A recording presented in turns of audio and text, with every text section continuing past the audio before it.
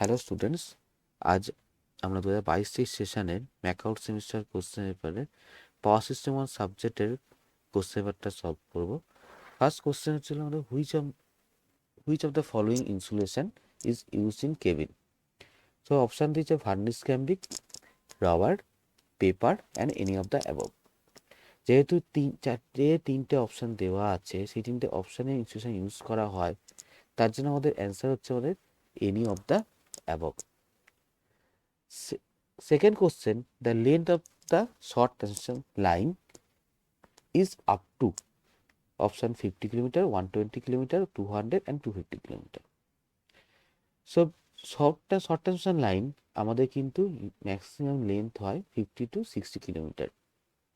Next আমাদের medium transmission line, যার length হচ্ছে 150 to 160 কিলোমিটার, এবং লাস্ট তার বেশি হলে আমরা বলি লং ট্রান্সমিশন লাইন।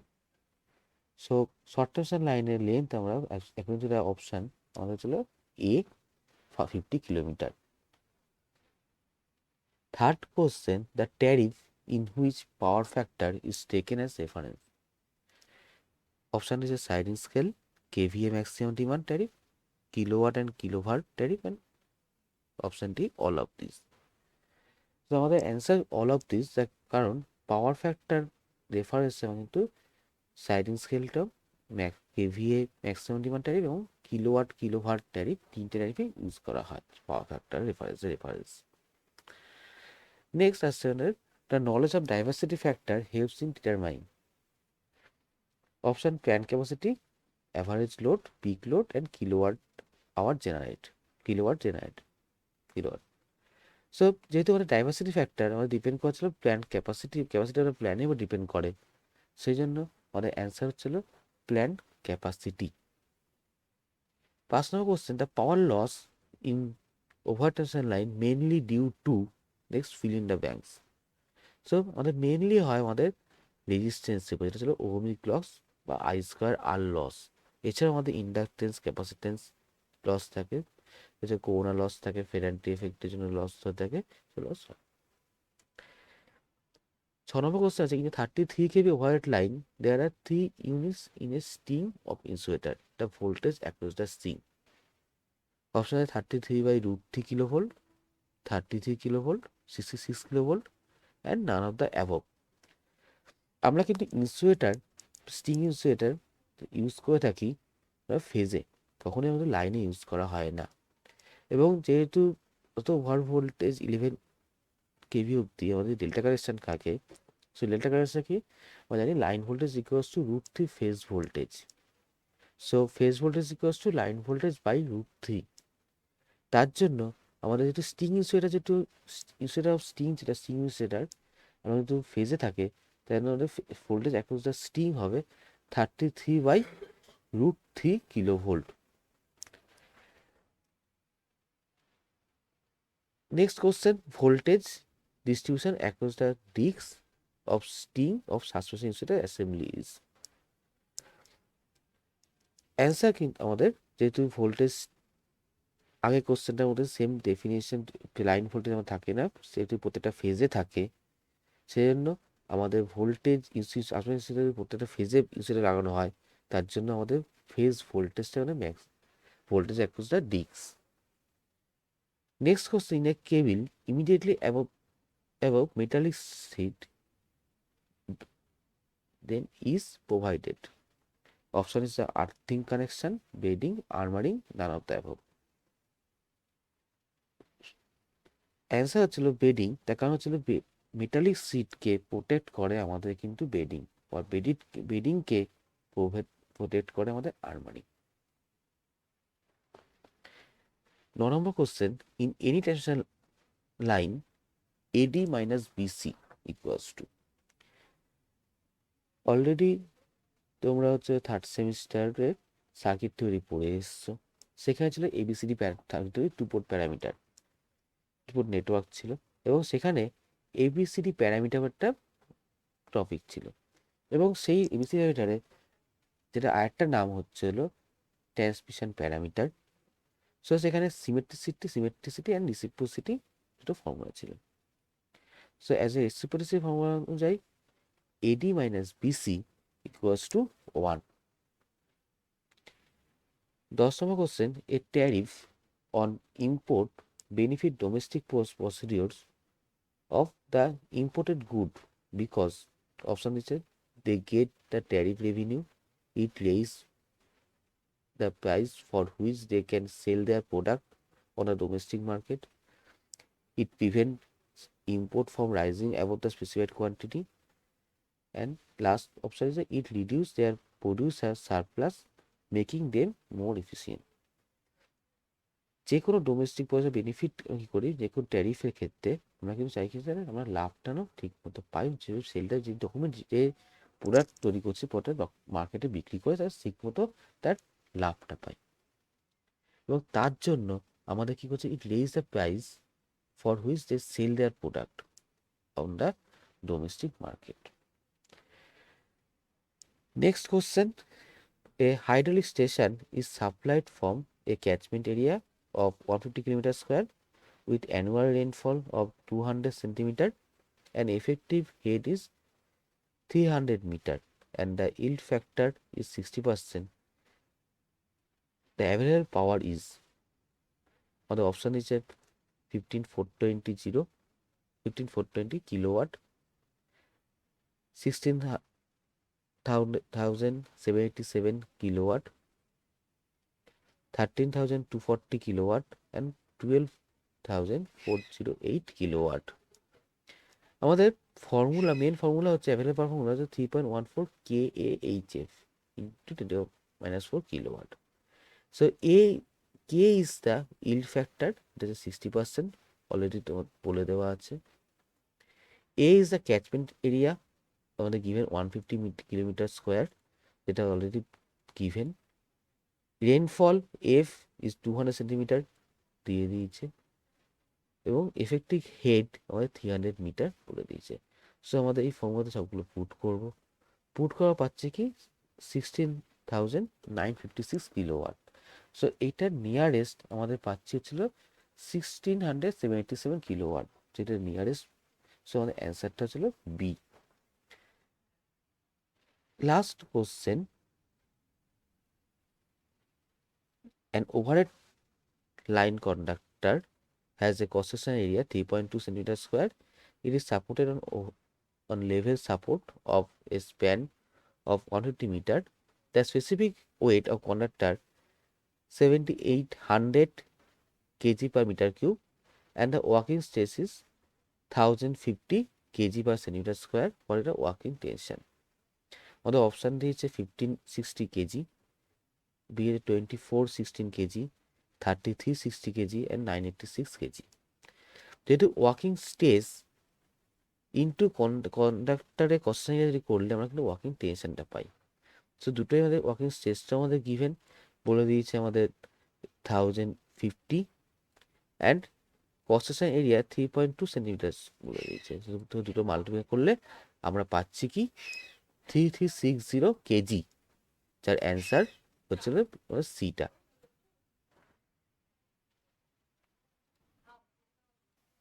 এরপর আমাদের হচ্ছে গ্রুপ বির কোশ্চেন, যেটা হচ্ছে short answer type question. So short অ্যান্সারের ফার্স্ট কোশ্চেন আছে, what factor taken into account while selecting the site for a steam power station. Steam power station means thermal power station. So আমাদের কী কী selecting করতে হয়, first choice site জন্য supply of fuel, যে আমাদের fuel thermal যে করার জন্য স্টিম পাওয়ার স্টেশন তৈরি করার জন্য মেন লাগে আমাদের কোল মাইন. সো আমাদের স্টিম পাওয়ার স্টেশনের জন্য কোল মাইন যাতে নিয়ারেস্ট টু দ্য সর্সের কাছে হয়, যাতে আমার ট্রান্সপোর্টেশন কস্ট আমাদের কিন্তু কম হবে. সাপোজ একটা এক্সাম্পল দিই, যে কলকাতার ঠিক কাছে যা আছে তার কোল মাইন আছে আমাদের বর্ধমান বা এতে পাওয়া যাবে, তার জন্য কি আমার ট্রান্সপোর্টেশন কস্ট কম. কিন্তু সেম যদি স্টিম পাওয়ার স্টেশন আমরা যদি দার্জিলিংয়ে করতে চাই, সেখানে কিন্তু ট্রান্সপোর্টেশন কস্টটা হাই হয়ে যাবে, যেহেতু কোল মাইনটা অনেকটা ডিস্টেন্সে দূরে. তার জন্য যেখানে কোল ইজ অ্যাভেলেবেল সেখানে কিন্তু আমরা স্টিম পাওয়ার স্টেশন করতে পারবো. সো সাপ্লাই ফুয়েলটা আমাদের মোস্ট ইম্পর্টেন্ট. নেক্সট হচ্ছে availability of the water. So availability of water জন্য যেহেতু আমাদের কন্ডেন্সার ইউজ করা হয়, তার জন্য আমাদের জলের প্রয়োজন সবচেয়ে বেশি, এবং তার জন্য আমাদের যেখানে কাছাকাছি যেখানে জেনারেট প্রসেস করবো তার কাছে যেন রিভার বা ক্যানেল থাকে। দিস আর ট্রান্সপোর্টেশন ফ্যাসিলিটি, বিভিন্ন মডার্ন পাওয়ার সিস্টেম যেগুলো এদিকে কিন্তু ভেরি ট্রান্সপোর্টেশনের জন্য মেটেরিয়াল বা আমাদের মেশিনারি লাগে, এবং এই মেশিনারিগুলো আমাদের করার জন্য ট্রান্সপোর্টেশন যাতে ঠিকমতো মেশিন আনতে পারি বাস সিস্টেম, বাস স্টেশনে বাই রেল বা রোড, সেটা কানেক্টিং থাকবে, তাকে সেভাবে কানেক্টিং দেখে আমরা করতে পারবো হবে। নেক্সট হচ্ছে cost and type of land. আমরা যে ল্যান্ডটা নেব সেটা ল্যান্ডটা হতে হবে চিপ হতে হবে এবং ফার্দার এক্সটেনশন করতে পারবো, এবং টাইপ বলতে গেলে যে আমাদের যে হেভি ইকুইপমেন্টগুলো বসবে ইউজ করবো আমরা যা পাওয়ার স্টেশনে, সেইগুলো যেন সেই গ্রাউন্ডটা যেন সেই ক্যাপাসিটি নিতে পারে, সেটা টাইপ অফ ল্যান্ডটা মোস্ট ইম্পর্টেন্ট। এছাড়া থাকে নিয়ারেস্ট টু দ্য লোড সেন্টারের কাছে, যদি ট্রান্সমিশন কস্ট কমানোর জন্য আমরা কি নিয়ারেস্ট টু দ্য লোড সেন্টারের কাছে আমরা করে থাকি। আর লাস্ট হচ্ছে না distance from the popular area, যেহেতু আমাদের হিউজ যেমন কোল বার্ন হচ্ছে তার জন্য কি হচ্ছে প্রচুর পলিউটেড হচ্ছে, স্মোক জেনারেট হচ্ছে এবং সেটা সারাউন্ডিং এরিয়া পলিউট করে দেয়। তার জন্য আমরা পলিউট এরিয়া থেকে ডিস্টেন্সে আমরা কিন্তু রেখে আমরা সিম প্রসেসিং করে থাকি। Next question, what are the main component of overhead line? So overhead লাইনের মেন কম্পোনেন্ট হচ্ছে কন্ডাক্টর, এটা হচ্ছে আমাদের ইলেকট্রিক্যাল পাওয়ারটাকে একটা পাওয়ার স্টেশন থেকে আরেকটা স্টেশনে নিয়ে যাচ্ছে, এবং সেটাকে ক্যারি করার জন্য ইউজ করার জন্য আমরা কি করি ইউজ করি সাপোর্ট, যেটা জাস্ট সাপোর্ট, এটা বলতে হয় পোল বা টাওয়ার, এটা কন্ডাক্টকে ধরে রাখবে, এরপরে সুইটের লেভেল অফ গ্রাউন্ড থেকে আমরা কিন্তু ধরে রাখে, এবং এই সাপোর্টটার সঙ্গে সাপোর্ট আর কন্ডাক্টরের মধ্যে অ্যাটাচ করে কি ইনসুলেটর, এবং তার সঙ্গে সাপোর্টকে ইনসুলেটরকে সাপোর্ট দেখে কস আর্মস। এছাড়া তাহলে আমাদের মেন কম্পোনেন্ট কি কি, conductor, support, insulator, cross arm main component. এছাড়া তার সঙ্গে থাকে আমাদের ফ্লেশ প্লেট থাকে, ডেঞ্জার প্লেট থাকে, লাইটিং রেস্টার থাকে, অ্যান্টি ক্যাবিং ওয়্যার থাকে। নেক্সট আসছি define corona and what are the factor affecting corona.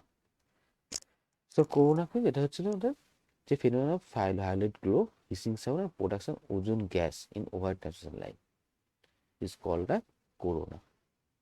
এবং এই করোনা বিলো 33 কেবি লাইনের ক্ষেত্রে কিন্তু খুব কম দেখা যায়, 33 কেবি লাইনের উপরে গেলে আমরা কিন্তু করোনাটা দেখতে পাই। এবার করোনা এফেক্ট কিসের কি কি ফ্যাক্টরের উপর এফেক্টিং করছে? ফার্স্ট হচ্ছে আমাদের অ্যাটমসফিয়ারের উপর, যেহেতু করোনাতে আমাদের ডিউ টু আয়নাইজেশন হচ্ছে এয়ারের সঙ্গে সামনে কন্ডাক্টর, সেজন্য ফিজিক্যাল স্টেটে কিন্তু এটা এফেক্টেড হয়ে থাকে। তো স্টোমি ওয়েদার বা ঝড় বৃষ্টি ওয়েদার কিন্তু আমার মোর দ্যান নর্মালের থেকে বেশি এফেক্ট হয়। এবং করোনা করোনা একটার পর একটা কি করছে, করোনা যে এফেক্ট যেটা হয় এয়ারকে একের পর একটা আয়নাইজ করতে থাকে, একটা পর একটা আয়নকে। যেহেতু স্টোমি ওয়েদার বেশি পরিমাণে নর্মাল এয়ার থেকে বেশি পরিমাণে আয়ন করে, তার জন্য এখানে করোনার লসটা কিন্তু কম হয়, লেস ভোল্টেজ, কোনো ভোল্টেজের লসটা হয় সেটা কিন্তু লেস ভোল্টেজ কোনো ফেয়ার ওয়েদার।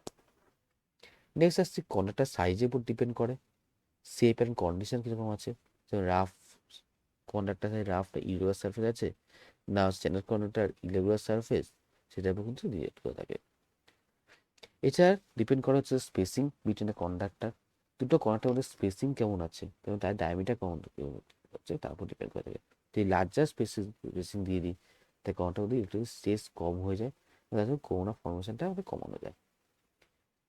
আর লাস্ট পয়েন্ট হচ্ছে লাইন ভোল্টেজ, এটা কিন্তু মোস্ট ইম্পর্টেন্ট করোনার জন্য ক্ষেত্রে।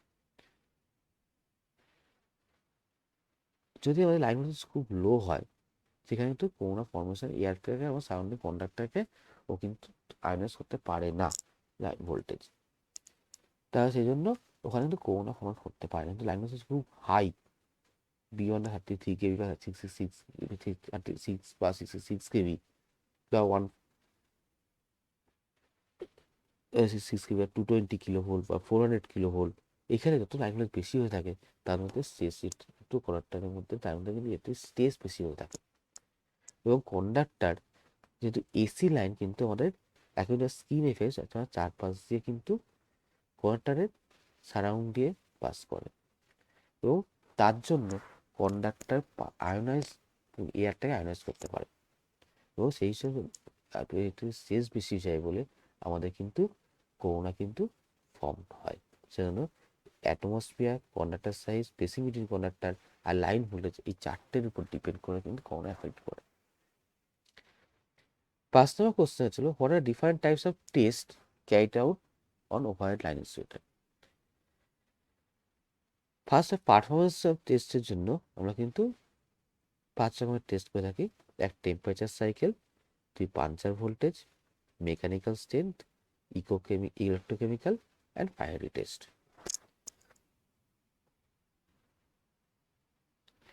So first temperature cycle test.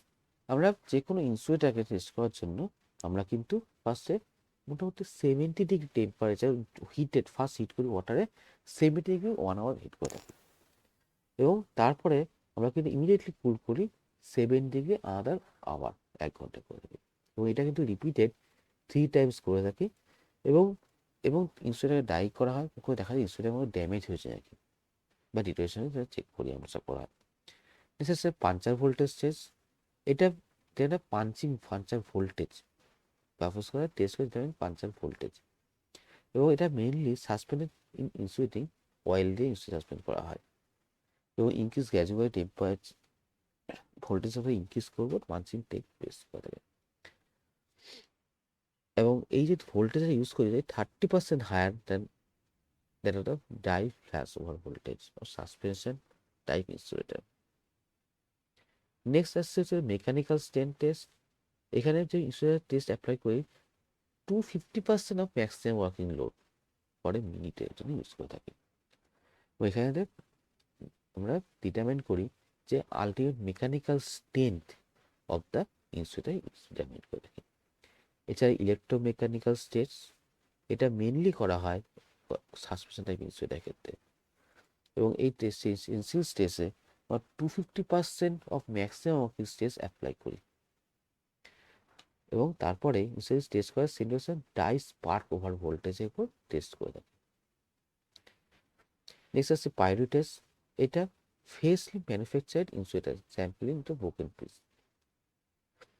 এবং এখানে কি হয় ইম্পাস 0.5% to 1% অ্যালকোহল সলিউশনের মধ্যে আমরা ইমার্শন করে থাকি ডাই আন্ডার ফার্স্ট সিঙ্গে, এবং প্রেশার কন্ডামশনে 150 কেজি বা মিটার স্কোয়ারে সেভারাল অ্যাবাউট 1 ডে আমরা কিন্তু এটাকে করা হয়, সলিউশনের মধ্যে রাখা হয়, এবং তারপরে সরাসরি রিমুভ করে প্রেজেন্টেশনে ডাই করা, যে প্রেজেন্টেশনে থাকে এক্সামিন করে ডাই করছি, এবং এই যে ইন্ডিকেট হচ্ছে যে degree of porosity test indicate করে থাকে, টেস্টটাকে ইন্ডিকেট করে ডিগ্রি অফ দ্য পোরোসিটি আমরা যেটা ইন্ডিকেট করি। এছাড়া থাকবে রুটিন টেস্ট থাকে, যেটা high voltage test, proof load test and corrosion test. High voltage test আমাদের মেনলি ইউজ করা হয় পিন ইনসুলেটারের ক্ষেত্রে। এখানে কি হচ্ছে পিন ইনসুলেটারের ইনভার্টেড অপোজিট করে সেখানে আমরা জল দিয়ে থাকি আপ টু নেক অব্দি, এবং স্পিনে হলে ভোল্টে fill water and high voltage apply করে আমরা 5 মিনিট অ্যাপ্লাই করি, যতক্ষণ না আমাদের সুলটিমেন্ট আনচেঞ্জ দেখবো যে সুলটিমেন্ট টেস্টের পর যে কোনো চেঞ্জ হচ্ছে চেক করে নিই। নেক্সট আসি প্রুভ লোড টেস্ট। এটা ইজ ইনসুলেটারের ক্ষেত্রে is apply 20% of excess mechanical load use করে 1 মিলিয়ন ইউজ করি, তাহলে দেখি যে আমরা এটা করার পর দেখি যে কোনোভাবে কোনো চেঞ্জ আসছে কি না, যদি চেঞ্জ আসে তাহলে প্রবলেম, আর যদি না আসে তাহলে ইনসুলেটার ওকে। এছাড়া একটা হয় corrosion test. Insulator with a metal fitting suspended copper sulphate solution 1 minute আমরা রেখে দিই, দেন ইনসুলেটার রিমুভ করে সলিউশনে এবং ওয়াইফাই ক্লিন করে থাকি, এবং এইভাবে প্রসিডিওরটা আমরা কিন্তু 4 বার করে থাকি, এবং any metal deposit insulator examine করে যে কোনো মেটাল ডিপোজিট হচ্ছে কি না,